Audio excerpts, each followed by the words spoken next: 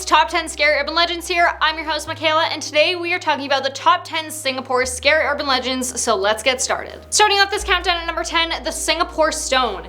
Did you know that Singapore has its very own Hercules? Known as Badang, a poor fisherman lived his humble life by the Singapore River. When he realized a water djinn had been stealing his fishes, he set a trap to catch the spirit red-handed. He then confronted the captured spirit, who promised to grant his wish in return for its release. Badang proceeded to wish for superhuman strength, and was soon appointed court warrior by the Sultan of Singapore. Warriors from far and wide started swarming in to challenge the strong man, including India's Wadi Vijaya. The two dueled in a series of contests, and the last one saw them lifting a massive rock and throwing it towards the Singapore River. The rock was discovered years later at the spot where it was said to have landed, and not just that, there was an inscription on it, probably to commemorate Badang's achievement. However, only a fragment of the rock survives today, and as it's been said, the Brits blasted it to pieces in 1843. While it's housed in the temporary closed National Museum of Singapore, you can still see it online.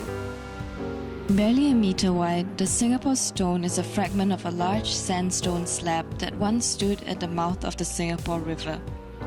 Blown up in 1843 to widen the passageway of the river mouth, this fragment is believed to be over 1,000 years old. Number 9. Red Hill. Red Hill has a bloody tale behind its name. As strange as it sounds, it all started with a swordfish infestation, where the sea creatures attacked unsuspected villagers and fishermen by the shore. An idea came out of using a banana tree trunks as a barricade to trap the swordfishes. He brought this up to the Sultan, who granted permission to proceed. The brilliant plan worked, earning him the respect and admiration of the villagers, but not the Sultan, who soon became envious of the attention. Out of jealousy, he ordered his men to rid the boy, even taking his life by any means necessary, and so they did. The poor boy's blood flowed down the hill where he lived, staining it blood red, and so that's how it's said it's got its name. Number 8. Kusu Island. An island with an interesting backstory is Kusu Island, also known as a sacred site. The island is home to a Chinese temple and 3 Malay shrines, but do you know where it gets its name from? Kusu means turtle in Hokkien, and legend has it that a giant turtle transformed into the island to save stranded sailors and fishermen, victims of the stormy weather.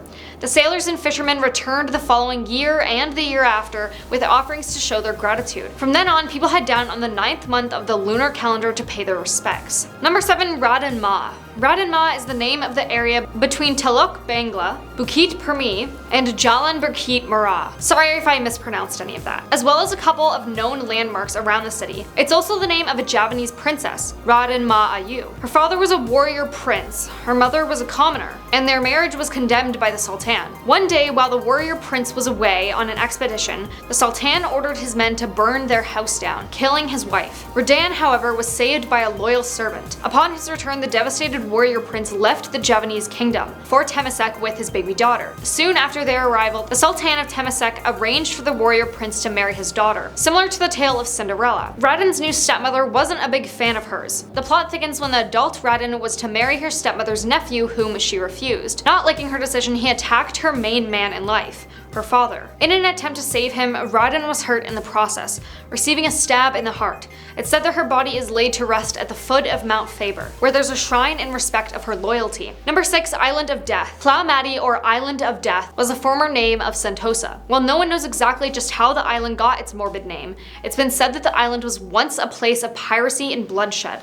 Other reasons behind its name include the location of the island, which was adjacent to Pulau Brani, which was the burial ground for many ancient Malay warriors. Then there's a tale about a deadly outbreak called the Belakang Mati fever in the late 1840s, which almost wiped out the original Bugis settlers on the island. In 1972, Pulau Mati was renamed as Sentosa, or Peace and Tranquility, leaving its past behind.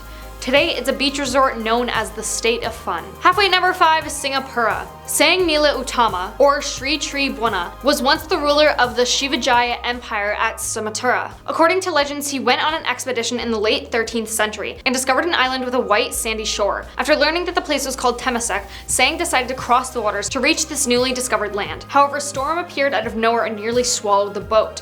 In a desperate attempt, Sang threw his crown into the turbulent waters. The weather in the sea immediately became calm, and the crew reached Teluk Blangah safely. As they landed, a strange beast was spotted from afar. Upon hearing that it was a lion, Sang was overjoyed and decided to name the island Singapura, or Lion City. The discovery was said to have happened in and around AD 1297, and Sang went on to rule for 48 years before his passing. His palace and burial ground was located on top of Bukit Larangang, or Forbidden Hill. Number 4. Sisters Islands. Lying south of Sentosa, Sisters Islands refer to Pulau Sabar Darta and Pulau Sabar Lut. Many years ago, there was a pair of sisters, Mina and Lina, living by the southern coast of Singapore. Being very attached to each other, the sisters vowed to marry 2 brothers so that they could live together always. However, one night, Lina ran into a group of pirates by the sea. Stunned by her beauty, the pirate chief was determined to marry Lina. When the dawn broke, the pirates came and abducted Lina to their ships. Weeping over the loss of her dear sister, Mina came swimming after the boats. The stormy waters were merciless, and she was doomed eventually. In a desperate attempt, Lina broke free and dived into the sea. The next day, a pair of islands appeared where the sisters had drowned. They were named Sisters Islands by the villagers in memory of the 2 girls. And legend has it that the next day, after the storm had subsided, Sisters Islands had appeared in the position where the 2 sisters were last seen. Number 3. Underwater City. Legend has it that Sang Nila Utama was the child between an adventurer king and a princess of an underwater kingdom, like we talked about before. Supposedly, Sang's father Raja had a glass case created for him to descend into the sea because he was curious about what lies beneath the calm waters. He sank into a country called Dika and was greeted by a race of men, and was later taken to meet the ruler of this underwater wonderland. And that's exactly how he met Sang's mum, Princess Mathabu Labari. This world under the sea, however, is scarcely ever mentioned in history books. Number 2. The Merlion. One night, the villagers living by the southern coast of Tesamek were awakened by the howling winds and crashing waves. The dark clouds blocked out the lights of the moon and the stars, turning the world in complete darkness. It was as though the island of Tesamek would be sunk by the raging sea. The terrified villagers got down on their knees and prayed. During this moment, a bright light was observed emerging from the southern waters. A massive creature, half lion, half fish, roared in anger. The battle between the fierce mythical animal and nature was intense,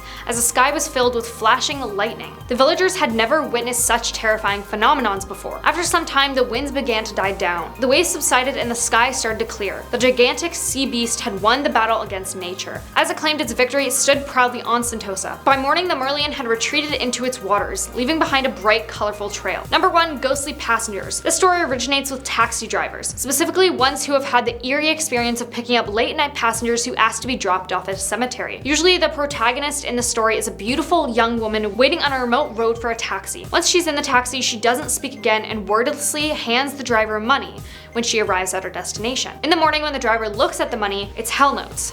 Money burnt as an offering have replaced the Singaporean bills. And that was top 10 Singapore scary urban legends. Thank you so much for watching. If you enjoyed this video, make sure to hit that like button and subscribe so you know every time we upload a new video, and I'll see you guys next time.